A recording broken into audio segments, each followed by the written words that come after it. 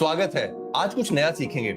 आज उस लेंस से आपको कंपनियों में निवेश करना सिखाएंगे जिस लेंस को लगाकर वीसीज और private equity companies, fund managers देखते हैं। हम यहाँ पर सौभाग्य से लेंसकार्ट, फिजिक वाला और ग्रो के आईपीओ के थ्रू आपको ये सिखाएंगे कि आप कैसे डिसाइड करते हैं कि कंपनी ओवर वैल्यूड है या फिर अंडर वैल्यूड है।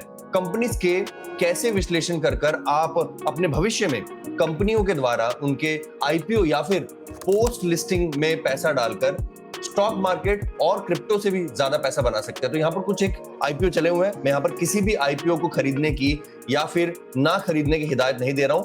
Nothing in this video is financial advice. इस वीडियो में हम केवल आपको एजुकेशन पर्पस से स्टेप बाय स्टेप एक आईपीओ बाइबल सिखाएंगे, जिसमें हम बताएंगे कि जब आप किसी कंपनी में निवेश करते हो, चाहे वो आईपीओ हो, चाहे वो ऑलरेडी लिस्टेड कंपनी हो, तो वो किन लेवल्स को, किन चीजों को आप देखते हो जिससे आपको पता चलता है कि कंपनी फेयरली वैल्यूड है कि नहीं। और वो लेवल, वो जो विश्लेषण है, वो डेफिनेटली प्राइस के ऊपर नहीं होता है। कई लोगों को लगता है कि अरे यार, लेंसकार्ट का आईपीओ जो है वो 400 रुपए का है और ग्रो का 100 रुपए का है, तो ग्रो सस्ता मिल रहा है, चलो ले लेते हैं। ये जो भाव है, ये 100 रुपए पर शेयर को देखकर लुभान्वित होना और ये सोचना कि 400 रुपए वाला शेयर महंगा है, ये वैसे ही होता है जैसे आपने शिबा इनू में 0.0000450 देखकर सोचा कि जब ये $1 पर चला जाएगा तो मैं लखपति करोड़पति हो जाऊंगा।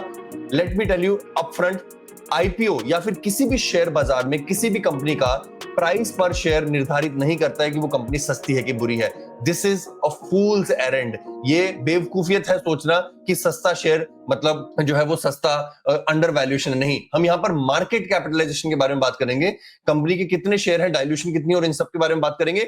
और ये भी बताएंगे कि कैसे नाम बड़े दर्शन छोटे होते हैं। हाल फिलहाल में हमने सीखा कि लेंसकार्ट का ग्रे मार्केट प्राइस 95% गिरा और ऑलमोस्ट उसी लेवल पर आ चुका है जिस लेवल पर उसका फाइनल इशू या फिर जो कि कहेंगे जो उसका आईपीओ प्राइस था। लेंसकार्ट का आईपीओ प्राइस 400 रुपए है, ग्रो का करीब करीब 100 रुपए है। और ये जो सही वैल्यूएशन देखने का तरीका है वो मैं आपको यहां पर दिखाता हूं। सबसे पहले जो फेयर वैल्यूएशन होती है या फिर जो तरीका होता है देखने का, वो होता है कि कंपनी की टोटल एंटरप्राइज वैल्यू कितनी है, यानी कि कंपनी की मार्केट कैप कितनी है।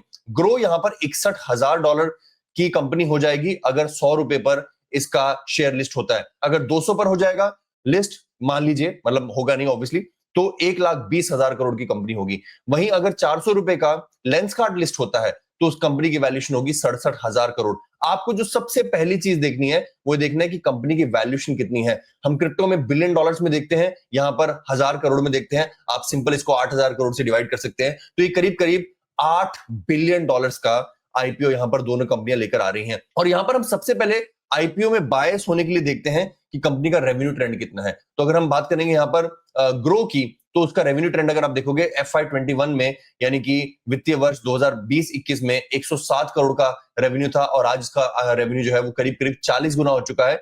FY25 में, यानी कि वित्तीय वर्ष 2024-25 में उसका रेवेन्यू है 4,000 करोड़, यानी कि उसको सालाना अच्छी ट्रिपल डिजिट ग्रोथ मिल रही है। हाल फिलहाल में पिछले साल इसकी ग्रोथ रेट जो है वो 29% रह गई थी। 2024 के 3,145 और 2025 के 4,060। यहां पर रेगुलेटरी रिस्क भी रहता है कंपनी में, जो हमें जानना जरूरी है कि इस कंपनी की रेवेन्यू को क्या चीज रोक सकती है।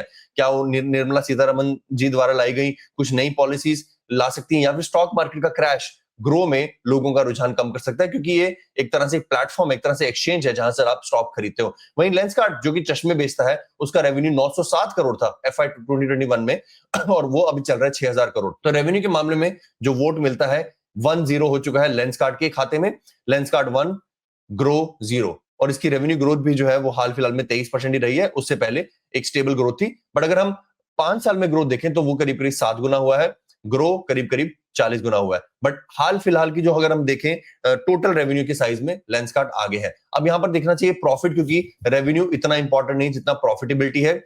FY2021 में ग्रो को लॉस हुआ था, उसके बाद 100 करोड़ का प्रॉफिट, 2023 में 400 करोड़ का, और हाल फिलहाल में उसको 2,300 करोड़ का प्रॉफिट हुआ है। ये 2,300 करोड़ बहुत इंपॉर्टेंट है, उससे ज्यादा ये 58 इंपॉर्टेंट है। इस लेवल को याद रखना। 2,371 करोड़ इसका प्रॉफिट है, profit before interest, tax, depreciation and amortisation. क्योंकि आप इंटरेस्ट, टैक्स आपके हाथ में नहीं है, आपने लोन लिया, आपको इंटरेस्ट देना है, टैक्स आपको भरना है, डेप्रिसिएशन। तो ये पैट और एबिटा के बीच में क्या फर्क होता है वो मैं आपको किसी और दिन वीडियो में बताऊंगा। फिलहाल हम वैल्यूएशन के लिए एबिटा पर फोकस करेंगे, यानी कि profit before interest, tax, depreciation, amortisation. ये प्रसिद्ध तरीका है। तो 2,300 करोड़ के मुनाफे और 4,000 करोड़ के रेवेन्यू में यानी कि आमदनी में 58% का मार्जिन है।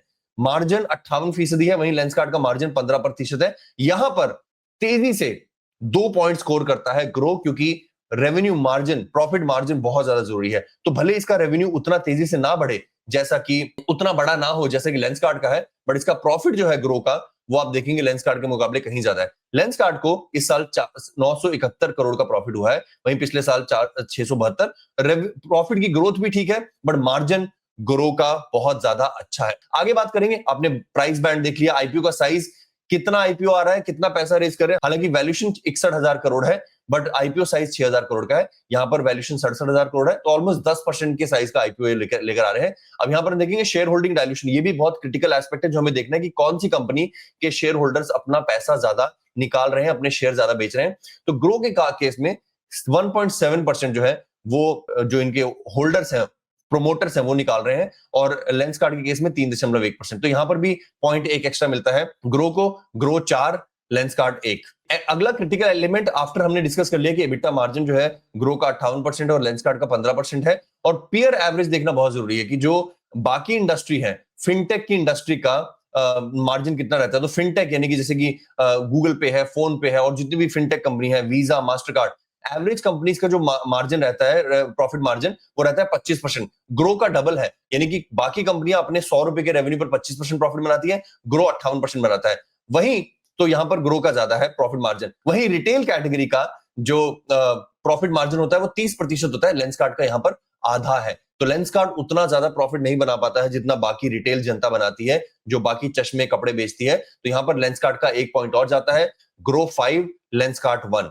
रिटर्न ऑन इक्विटी, यानी कि जो मैंने एज ए प्रोमोटर 100 रुपए डाले थे, उस पर मुझे हर साल कितना रिटर्न मिलता है। ग्रो प्रोमोटर के द्वारा इन्वेस्ट किए गए 100 रुपए पर 25 रुपए हर साल रिटर्न देता है। लेंसकार्ट वहीं सिर्फ 1.2% देता है। बाकी इंडस्ट्री जो है वो 15% देती है। ग्रो को यहां पर 6ठा पॉइंट मिलता है, और लेंसकार्ट 1 पॉइंट पर ही रहता है। तो यहां पर होता है स्कोर 6-1। ये बहुत इंपॉर्टेंट एस्पेक्ट है जो मैं आगे आने वाली वीडियोस में आपको डिटेल में बताऊंगा। Debt to equity ratio. Debt to equity ratio यानी कि आपका डेट जो है वो आपकी इक्विटी के मुकाबले कितना ज्यादा है। एक ideal debt to equity ratio 1:1 होती है, यानी कि आपका डेट जो है वो इक्विटी से ज्यादा नहीं होना चाहिए। यहां पर इनका डेट इक्विटी से 10% है केवल, बहुत अच्छी बात है। लेंसकार्ट ने डेट ले रखा है, फिर भी खतरे के निशान से बहुत नीचे है। उनका डेट जो है वो इक्विटी के मुकाबले आधा है। डेट इक्विटी रेशियो बराबर भी होना चलता है, और पीयर एवरेज जो है वो 30% का चलता है। तो यहां पर भी 7वां पॉइंट मिलता है ग्रो को, 1 पॉइंट ही रहता है लेंसकार्ट के पास। तो यहां पर दोस्तों हमारा उद्देश्य आपको किसी कंपनी के बारे में अच्छा है बुरा कहना नहीं था। उद्देश्य था ये कंपनियां आईपीओ आ जाएंगी, आईपीओ आने के बाद गिरेंगी। When you want to buy tomorrow, ये हमारी फिलॉसफी क्रिप्टो में रही है। अगर आप फ्यूचर में भी इन कंपनियों को पोस्ट आईपीओ खरीदना चाहते हैं तो आप इन एस्पेक्ट को जरूर देखें। हालांकि मैंने प्राइस अर्निंग कवर नहीं किया है, क्योंकि ये कंपनियों की प्राइस अर्निंग का ट्रेंड अभी क्लियर नहीं है। आगे आने वाले टाइम में मैं आपको सबसे इंपॉर्टेंट प्राइस अर्निंग रेशियो दिखाऊंगा, प्राइस टू बुक रेशियो दिखाऊंगा, पीईजी रेशियो दिखाऊंगा।